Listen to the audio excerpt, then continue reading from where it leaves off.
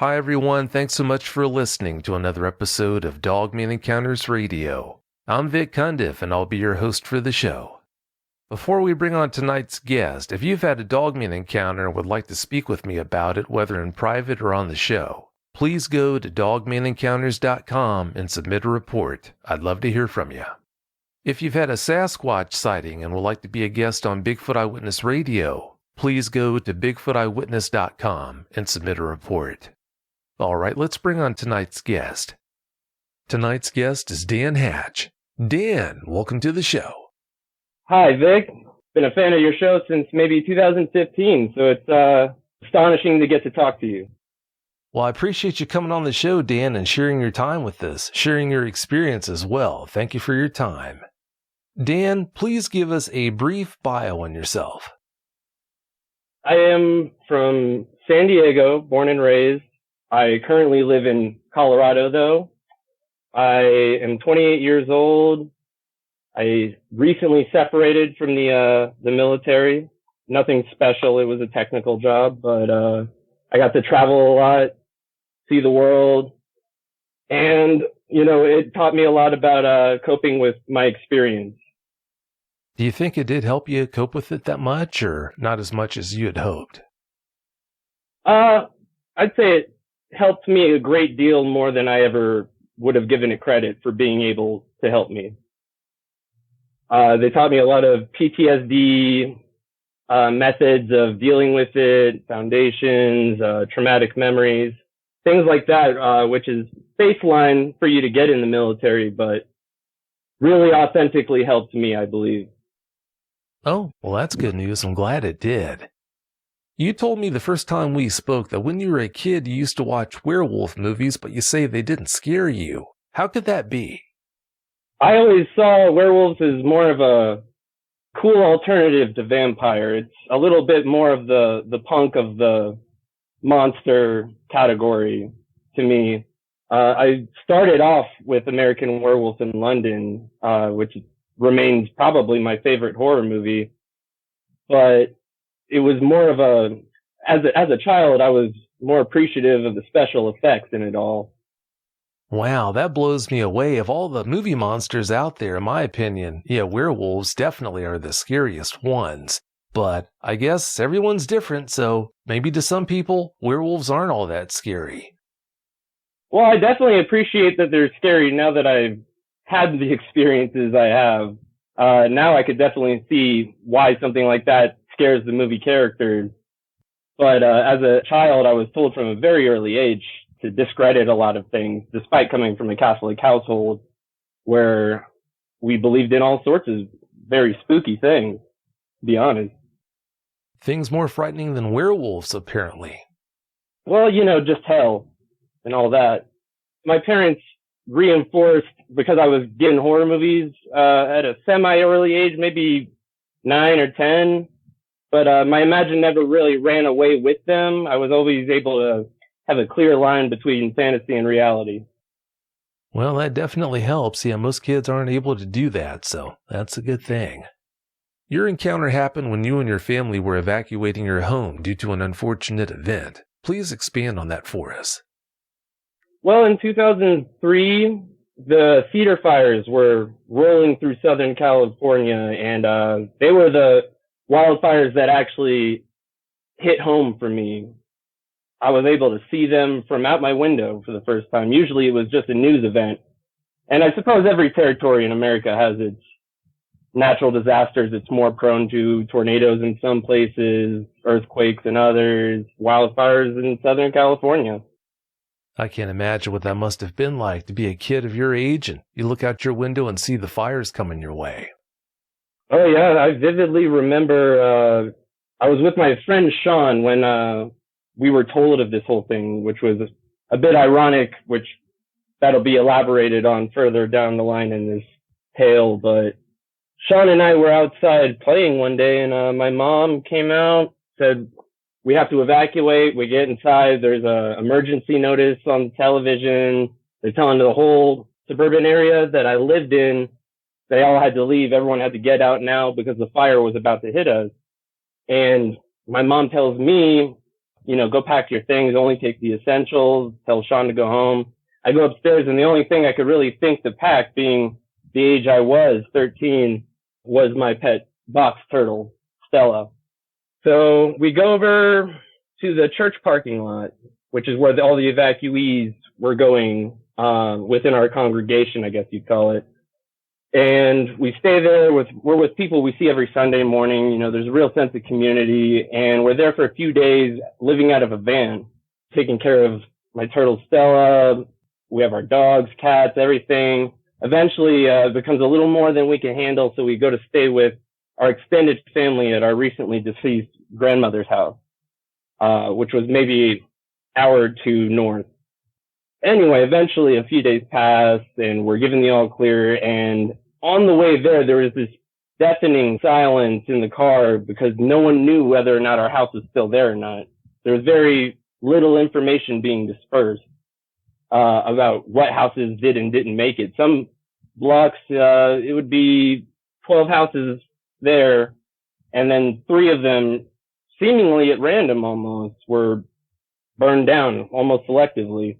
It would be very, very concerning because sparks, embers, all sorts of various elements are just being dispersed all over the town. So another fire could pop up anywhere while the firefighters are all busy trying to save your best friend's house. It was very movie-like. It was very surreal. There were looters. There was looting patrols going through my towns on horsebacks and with shotguns. It was a huge event. And eventually, when we were given the all clear, we get there, the fire had stopped 10, 12 feet behind my property line, which was, in our eyes, a miracle. I mean, we have only the firefighters to thank, in my opinion. They, from what I'm told, were right outside our house, stopping it from getting to that property line. But the entire set of mountains behind my house, which were many tall hills, somebody from the Rockies might call it. They're mountains in California. We refer to them all as mountains, which these things are covered in large boulders bigger than your house in some cases, and then various brush-like trees ranging between 4 to 7 feet tall. So it's a very Californian-looking mountain range behind my house. We were on the edge of the suburbs, and the mountains were right in a sort of valley location around them. So, as you can imagine, there was the nicest, which sat in the middle, and then there were the houses that were lower middle class, but still middle class, which were on the outer, which is where I live. Well, thank goodness your home was spared. Well, definitely, I'd say so. For the week after, and a few days into the next week, it was raining ash all through my hometown at an almost constant rate. I thought it was really cool at this age because it looked just like Silent Hill. It was a very horror movie looking setting. Imagine in The Lion King after Scar takes over and the whole place just goes downhill. It's just raining ash. All the trees are charred and just sticks. They're vague figures, silhouettes almost of what they used to be. It was truly devastating. All the wildlife that lived on the mountain behind that I used to spend summers exploring, just gone. My friend Shawn and I would hike that mountain for those days after, just looking at the damage that had been done. Charred trees, black boulders, these boulders which were just covered in moss days earlier are now just look like giant pieces of coal Santa had left for us. It was crazy. So, the meat and potatoes here. This hill had always creeped me out, the one directly behind my house. Shawn and I would hike up and down all the mountains around our town all the time. But I would never go to the top of that one because it had always creeped me out. There was this large tree on the top, you see, almost crowning the hill itself. And during the dusk, the sun would set just in the right angle, so that tree would turn solid black. So it looked like there was a solid black upside down cross which sat upon the hill. And being from a Catholic household, my religious tendencies would always flare up, and my imagination would run wild with that. I would always imagine there was some sort of crucified person at the top, a heretic, or somebody who believed in the wrong faith, or any number of reasons somebody was crucified upside down back in the Dark Ages or before. And I would always feel like somebody was watching me from that cross, especially at dusk. So I would never go to the top of that one, just afraid I'd find some, I guess, undead thing up there. Really creeped me out, gave me the willies. And my sisters, I had two older ones, would always accentuate my fear and start telling me all sorts of crazy things about people who died up there, things like that. So I never trifled near the top. But it was almost the perfect line from my property to that top, which just creeped me out all the further. Anyway, so Shawn and I were hiking this mountain one day, just along the lower edge. And we were just looking at all the remains of animals that had been left over from the fires, because there were a few. You'd find charred up, coiled rattlesnakes all over, rabbits, coyotes, one or two. There was a large specimen that we couldn't identify that I think was a mountain lion personally. It might have been a large coyote or dog or even a small deer. I've been told they've been around there, but this thing was a little bit bigger than you'd expect a coyote around there. Coyotes usually didn't get that big in my area, though they were considered vermin. Anyway, I would spend all summer watching documentaries about animals, especially about wolves and coyotes and things like that. So I would always be on the lookout for the coyotes, because I'd always want to compare them to what gray wolves had looked like, because I was really interested in animals as a child. Still am to this day. I'm very passionate about animals around me at any given time. I'm not really a dog person or a cat person. If there's an animal in the house, I'm a whatever that is person. If we had a tarantula, I'd probably be excited. Not that my wife would ever allow me to get a tarantula, though. So Shawn and I, while hiking the base of this mountain, looking for our remains of various animals, you just want to see them. We were carrying BB guns, because every once in a while you'd run into a rattlesnake on any other given week of the year, at least. You'd run into a rattlesnake on that mountain, and you might need to use a BB gun if it's in your path, which isn't uncommon for that area. But we weren't really worried. We'd never been in a situation where we thought there was a predator in our midst, in that wildlife. There was no real threat. If we saw a coyote, we'd just walk away, or worst case scenario, defend ourselves. But it's just a coyote. We'd never be that concerned. But this day, we ran into something a little more sinister than that, I'd say. Because this day, it was around 5 p.m. I remember, because that's around when dusk would start for that time of year. And while we were hiking, we were near my fence line after a few hours of hiking, actually. And it was typical boyhood stuff up until that point. But I remember we both stopped when we heard this ghastly sound coming from above us in the mountains. And honestly, this sound, it was almost like somebody pressed pause on reality and inserted a clip of something else, because this wasn't anything I had ever experienced. Like, hearing this sound I couldn't begin to describe the shudders it sent through me. It felt like small hands were on each one of my spinal columns and just shaking them violently, trying to rattle me to the bone, I guess. This sound, after I heard it, my life was never the same. And after I saw what was making it, you could take it a step further past that. Because as the sound was being made, Shawn and I both looked at the source. It was a very clear source. It wasn't too far away, but it was coming from just up the ridge, and the shadows were hitting. So at first you couldn't see what it was. It was this large black mass of motion at first. We saw something that was getting bigger as it was coming to us. And it's kicking up all sorts of ash, screaming this horrible, it sounds like it's something in pain. It sounds like a dog dying in some sort of horrible way. But I've never heard another sound like that come from a dog. And, you know, I've seen some things in my day, but this was something else. At first we thought, you know, maybe it's a dog, and then as it got bigger, maybe it's a mountain lion. And at a certain point, it got too big for it to be anything we knew. It definitely wasn't a bear. We haven't had a bear in Southern California. I think they named a town after the last guy who was killed by a bear in California. Like there's very rare, despite being on our flag. They were hunted out years ago, I believe.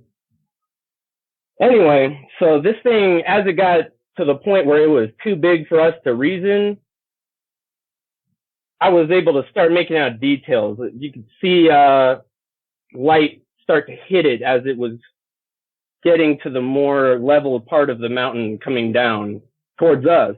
We were on a trail at that point. And as this thing got bigger, I started seeing fluid glisten in the sunlight like slobber or something. It was, which is why I originally thought it might have been a dog, because I've seen, my neighbors had a Saint Bernard. And if you've ever pet one, you know, you're probably taking a shower after. They slobber a lot.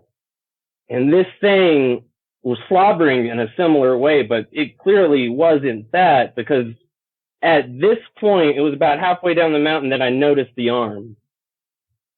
The arms, I'll never forget, because it didn't seem right. I've not seen many things move or look like this as it approached and became more and more clear. I saw the detail, the rippling of the shoulder was definitively primate-like shoulder. And as it gets to the forearm is where things start to get really contorted as I'm looking at this, because it's too long. It's maybe, I'm 28 now, I'm a relatively tall man, and I'd say it's easily double my forearm length, which should be impossible. I don't even think you should be able to support your weight on this. But it somehow did, and it was running in this very contorted, weird manner that instantly canceled out any theory that it might be a dog to me, because it wasn't, despite it having the dog-like head. The head seemed very German Shepherd-like. I had friends with German Shepherd dogs often. You know, it was a relatively common thing, or Huskies. You know, the very dog-like ear. And these things were bent back. One of them was a little bit damaged. You could tell it wasn't exactly chipped, but the burn marks all over this creature really helped me be able to tell out the detail. It had black fur previously, but it had large patches of burnt red and black. Half of it was covered in soot, which must have been quite painful for whatever this creature was, because it had ash in its wounds as it was kicking up all this dirt. But it was in such a blind rage, I couldn't tell if it knew it was as badly hurt as it seemed to be. But as it got closer and closer, I noticed the legs had hinges, though, which that didn't make sense to me either. The legs had that very spring-like quality that canine legs have when they bend in that certain way. The only thing I can compare it to film-wise would be something of a cross between the werewolf from Van Helsing and the werewolf, or the werewolves from Underworld. It was sort of a mix between that. And I think I make the Underworld comparison just because it had so little fur, because so much had been burnt off at this point. Its face was contorted, and within that contorted mess that was coming at me of teeth and eyes and snout and ears and burn and suffering and pain and all these things, within that I saw the glimmer of amber as the sun hit the side of its eye. And on the other side of that amber glare was this very definitive red. It was the reddest red I can describe at this point. It was glowing. It was bizarre. I'd never thought any animals outside of maybe a gecko would have red eyes, or a tree frog or something. But this was a truly weird thing to look at, and fear doesn't really cover it. Terror doesn't really cover it, because it was a different texture to the kind of fear that my body was being drenched in at this point. The only kind of fear I've ever felt since that, I'd have to compare sleep paralysis episodes, which since this incident, both my friend Shawn and I have experienced on a frequent basis. I still get sleep paralysis issues 2-3 times a week at least. But this was terror like I hadn't really known before. This was almost like an inoculation, because after this, everything else that I thought was scary was a different kind of scary. I'm sure anyone who's had a Dogman sighting, from what I've heard, it's sort of like having to describe a color that doesn't exist to somebody. You know, it's a very difficult thing to describe, because there's so much that's happening, and later on it's only the memories that you decided you're able to hold on to, which with trauma, it works like that sometimes. Sometimes your mind edits things so it's an easier weight to handle. And I learned a lot about that in my years of researching how to deal with this and how to handle this, because it gave me night terrors, it gave me sleep paralysis. For a long time, I considered this the event that ruined my life. But only now, at 28, since the event when I was 13, only now am I really sure I'm at a stable point with it, with coming to grips with this entire experience and learning to deal with it all, because it truly is a traumatizing event. It's I believe, definitely a form of PTSD, and it's one that nature, I think, wants you to have for safety, for common sense reasons. Anyway, this thing, as it was barreling towards us, I remembered as my head turned, and if this was a movie, it would be in slow motion, I'm sure. This would be what you call the money shot, because as my head turned and I looked at my friend Shawn, hoping he would say that there's nothing there, or what are you looking at? I was really authentically hoping he would say one of those things, but he didn't say anything I wanted him to say. He just looked very terrified in the same direction I was looking, which confirmed to me all of my newly acquired worst fears in the world. And bear in mind, this entire encounter maybe happened within the span of a minute. And as I'm turning to Shawn and I'm seeing him being filled with terror and is fueling my terror, we both turn and make a beeline to the fence. We're running as fast as we can. We've decided on flight, not fight. We are going over that fence, and we are going to just try to live. And, I don't even think we were worried about whether the other one of us would live. It was sort of a knee-jerk reaction, because the fence was right there. It was maybe 10 feet away. We could easily get to it, but could you easily get to it with an apex predator right behind you is the real question, which we got over it, and we ran to the house as fast as we'd ever run. And I gotta say, looking back on it, I'm glad I caught that Dogman on a bad day, because if it hadn't just gone through a mountain fire, I honestly think if we had seen it and ran into it, something terrible would have happened to us. But shoulda, coulda, woulda, who knows? As we got into the house, though, I was just checking to see, because I'm not sure if I peed myself or not. My entire body feels out of my own control at this point. I'm visibly shaking. I've got bags under my eyes, I'm sure. I'm sweating, my knees are shaking. Felt like my entire skeleton was made of Legos or something flimsy like that. Like it was all about to collapse on itself. My parents see us visibly disturbed. They ask us what's wrong. They think maybe a stranger had come up to us or something like that. And we try to explain to them, which comes out as a garbled mess at first. We're throwing up our words, trying to describe what happened. And eventually, once we're able to conceptualize this whole thing and explain it to my parents, it took a few minutes. My dad goes out there. He says he's going to check. And I'm 13, so I'm not going to tell him, don't go, it'll kill you. I'm just still trying to deal with this. I'm still trying to process this. And my dad goes out. I think he's going to die. I think my father is going to die right now, and it was all my fault because I told him that thing was out there. Or worse, that thing was going to kick down our door, which we had deadbolted at this point, which I had never done that before. I didn't lock the doors for my house growing up. That was my dad's responsibility or my older sister. But I deadbolted the doors on this day, and I was just hoping the thing would leave me alone. I was hoping it would go away. I was hoping it would not exist. It would stop existing. And I could just go back to a few moments ago when I was an innocent child.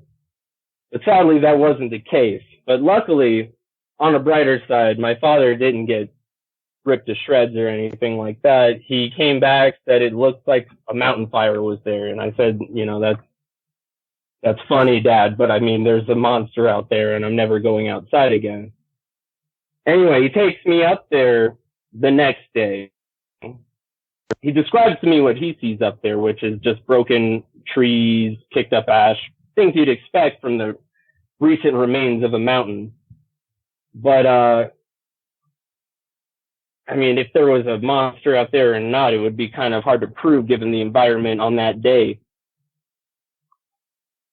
So for the few years after, Shawn and I have a very solid line of events because it was the same. We saw the exact same thing. We never had any sort of dispute on how the events happened. And so it became sort of a campfire tale, and I didn't know what Dogman was. When I'm telling people this, I'd go so far out of my way not to use the term werewolf and somehow retain the credibility, because as soon as you say werewolf, most people are, oh, those don't exist, those are unicorns, things like that. And after learning of Dogman in my later years, it became vastly easier to explain it to people, but it still became an expected chore when describing this event because, Dogman doesn't get a lot of the spotlight in the cryptozoology world.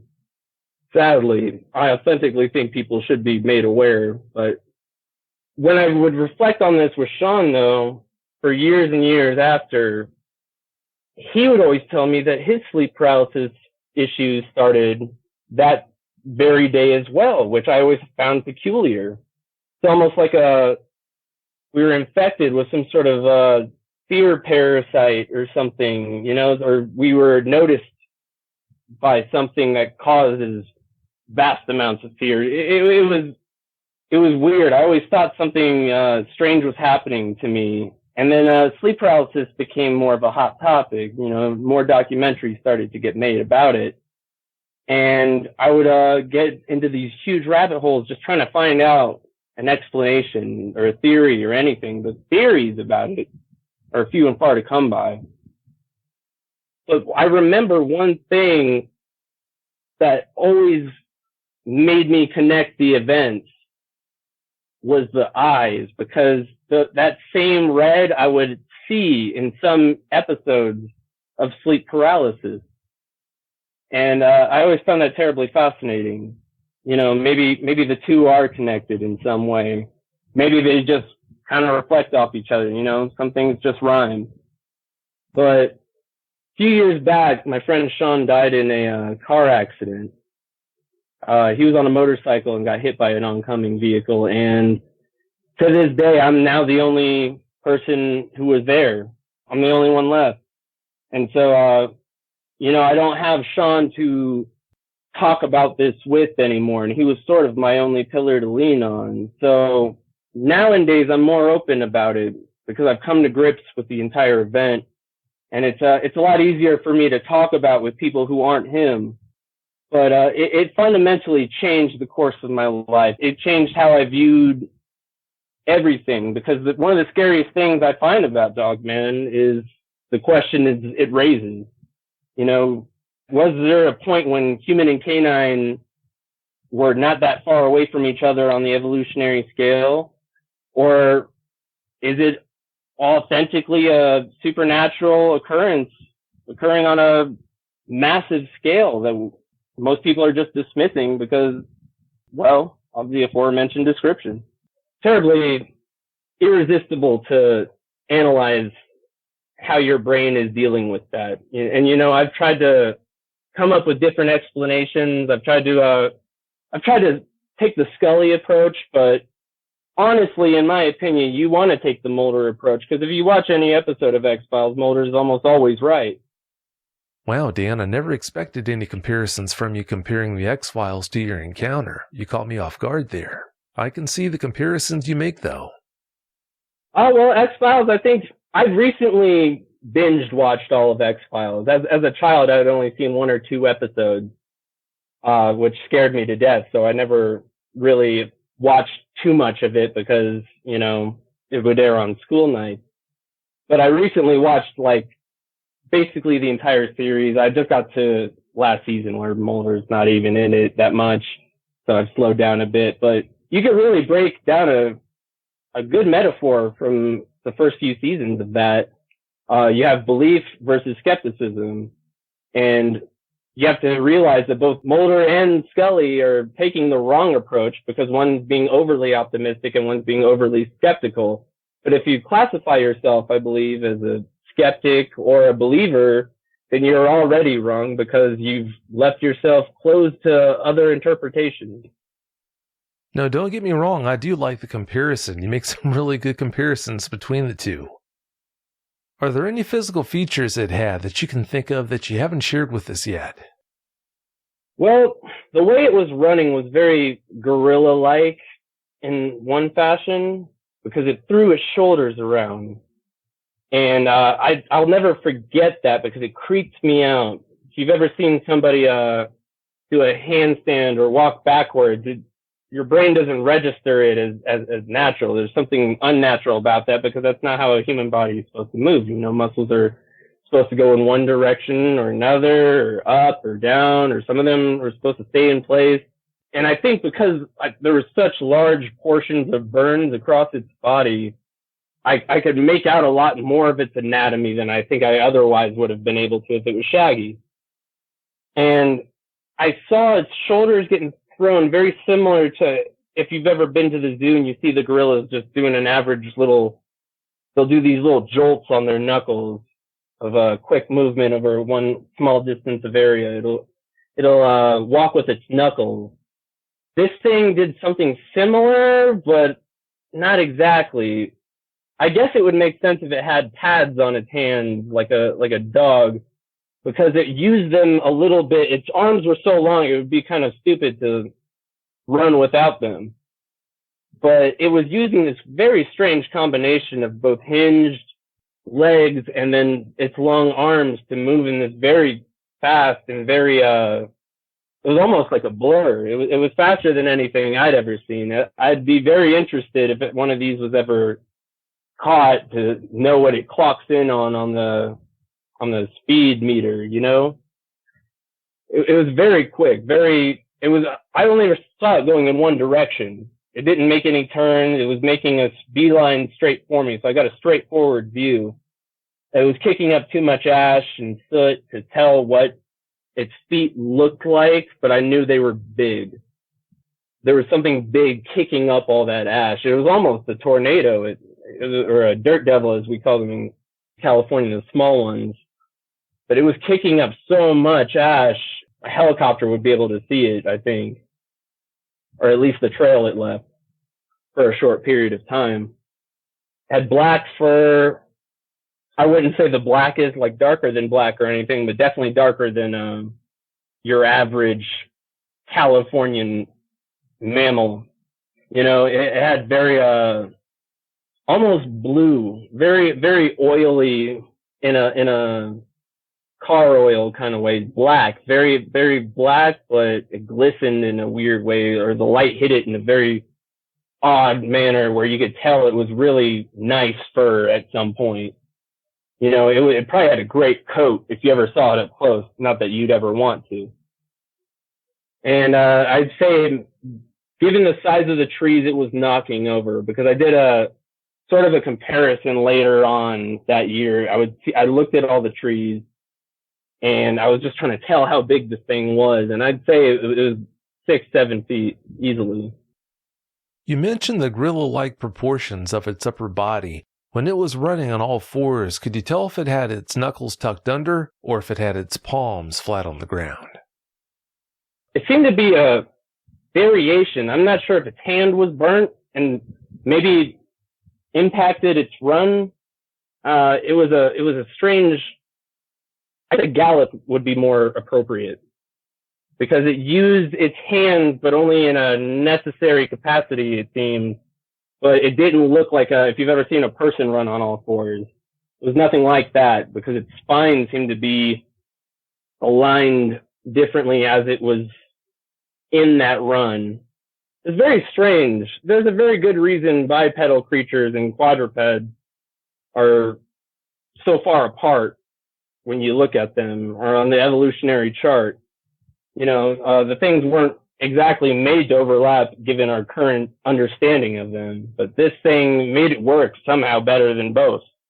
But it was a very gorilla-like. That would be the closest animal I could compare it to. Its clawed hands, I could definitely say it had clawed hands, but I mean, they were definitely not what you'd expect a werewolf hands to look like, because usually in a movie it's just like prosthetics over a human hand, but this wasn't a human hand. It was, the palm was long. I'd say distance between its thumb and the beginning of its index finger was double or triple ours. It was a long hand. So, you know, it'd be hard to tell. Its feet was kicking up a lot of stuff, but I saw it reach in front of itself as its shoulder rippled forward, as it took another leap or gallop towards me.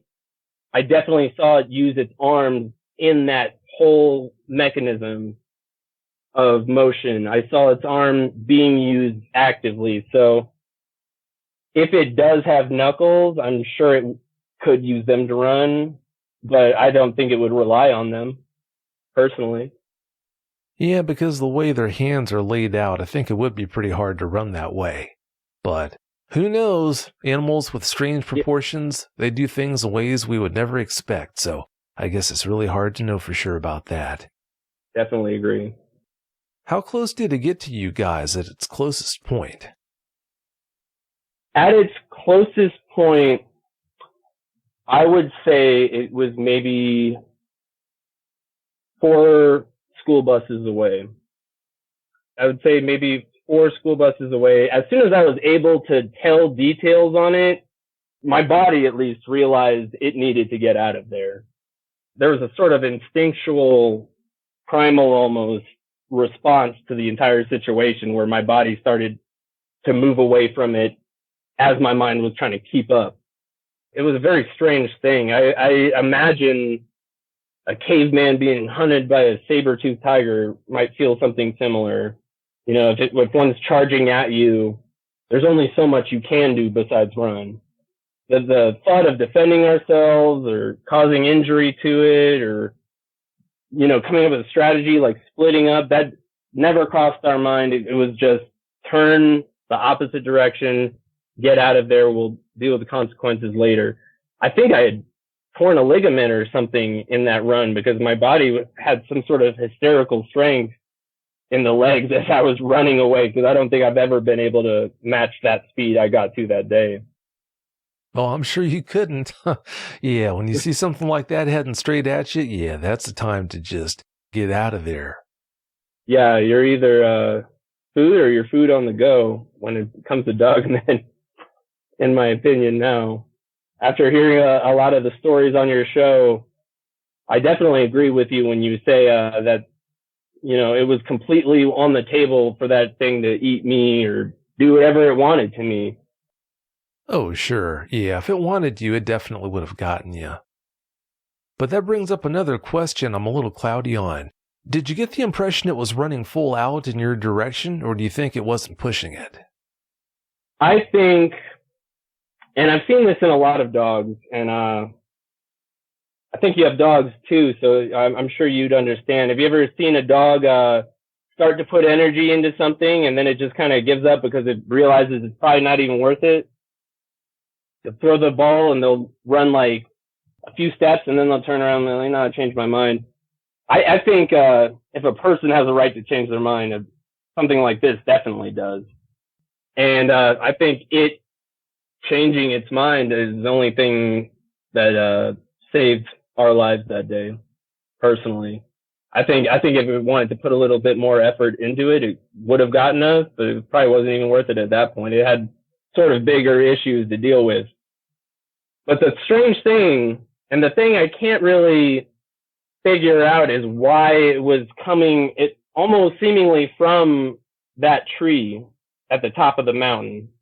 It really gave it a very eerie backdrop because we had gray skies, we had black mountain, you had black trees, it was raining ash, and this thing was there on the one time of the day where you could make out that cross because of all the ash and soot in the air.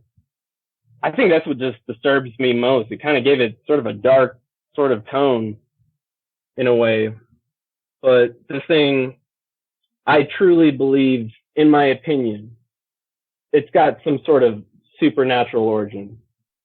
You just mentioned the fact that you think it had a supernatural origin. I've got some questions for you that touch on that, but before we get to those questions, I want to ask you, since it clearly had you two dead to rights, why do you think it didn't attack you? I think it spared us. I think it had some sort of confusion. I mean, the reason I think it's supernatural, honestly, is because if it did, which by all my investigations of witnessing it, it survived a wildfire. If it went through it like the way it seems to have gone through it, it was the sole survivor of that entire mountain. We didn't even have crickets for the rest of that year. There was no life on that mountain. Everything had been engulfed. There was no patches of life or like a little patch of green that survived here or there. It was dead. And if a wildfire can't kill it, I don't know what can, Vic. I honestly don't. Don't you think the wounds it had clearly suffered would preclude the chance it actually was ethereal in nature? Well, I think the whole ethereal concept by nature is sort of, there's going to be things we don't understand about it. I mean, for all I know, these things can take some sort of damage, or maybe it just wanted me to see that. I don't know. The feeling that it gave us, and I've talked to Shawn many times about this, the feeling that it gave us, it was on the scariest day of my life besides that day. It wasn't comparable. It was two different flavors of ice cream. It was a different texture to the fear. And I'm sure most people who have had experiences can sort of understand where I'm coming from here. It had a different feel to it. If you've ever had sleep paralysis, it's different than being mugged or getting attacked by a bear. I've never been attacked by a bear, but I can imagine. This felt different. There was something. It was like my soul was afraid of it. It didn't feel like some part of my brain releasing a chemical that tells my whole body to be afraid.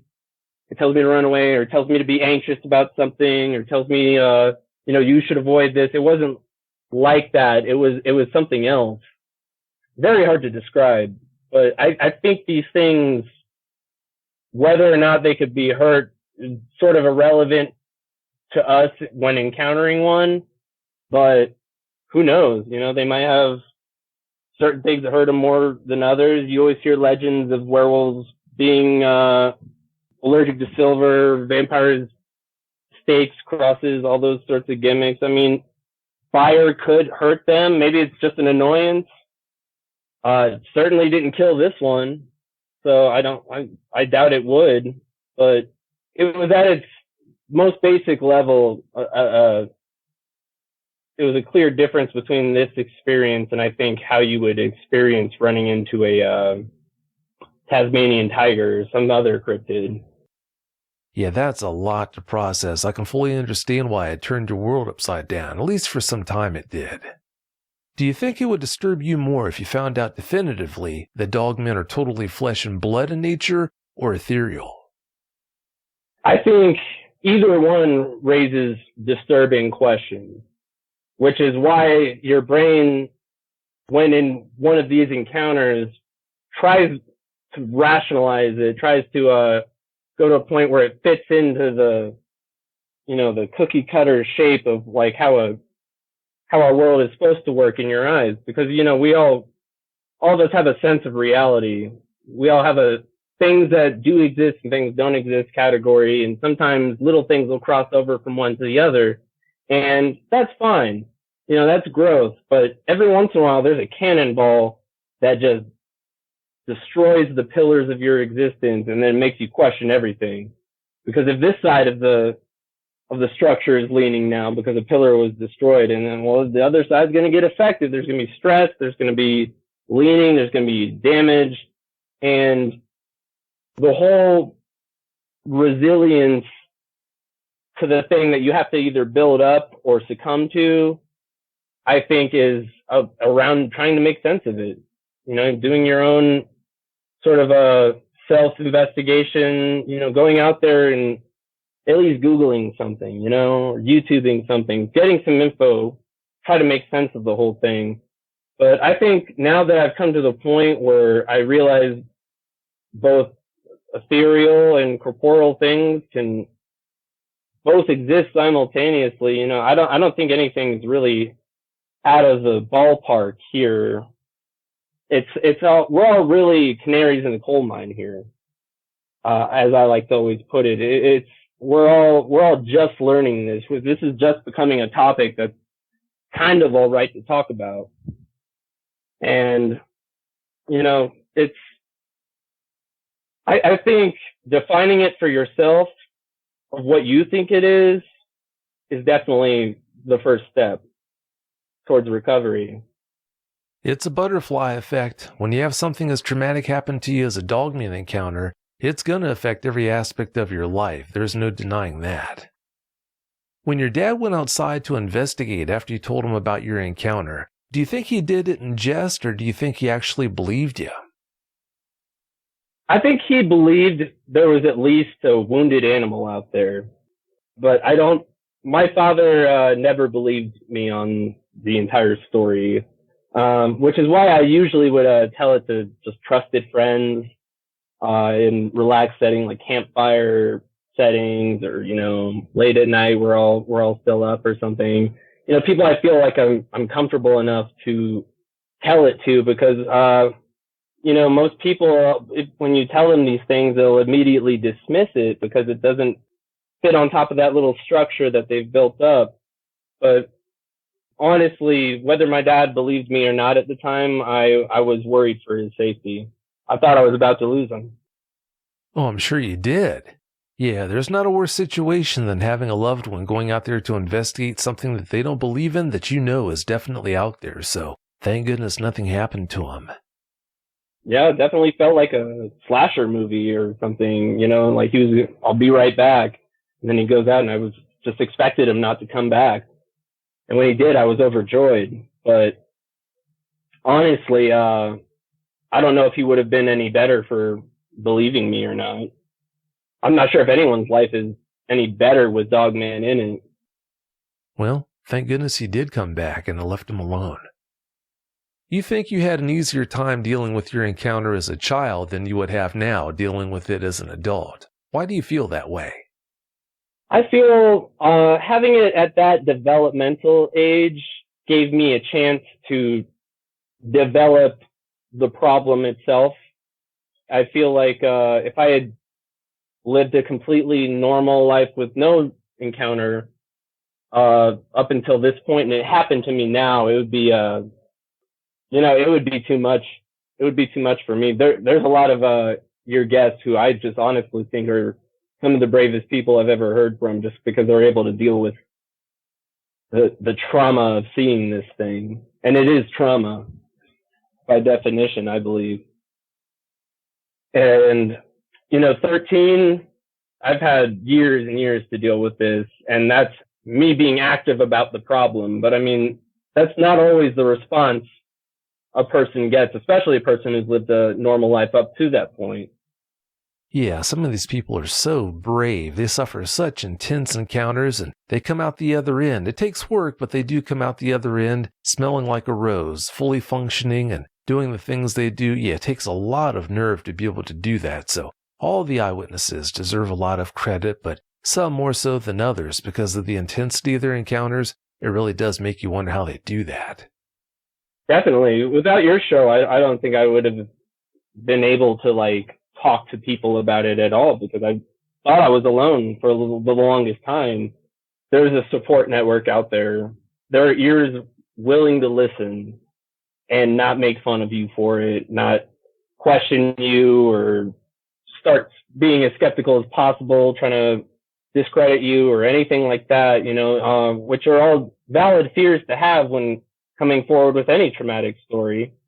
But you have to put in just a little bit of work in finding that support network, and then you could really get yourself on the road to recovery and proper function within your life. But if you leave it too long, I think it can fester, and I think that fear disease can kill you. I think it can become terminal.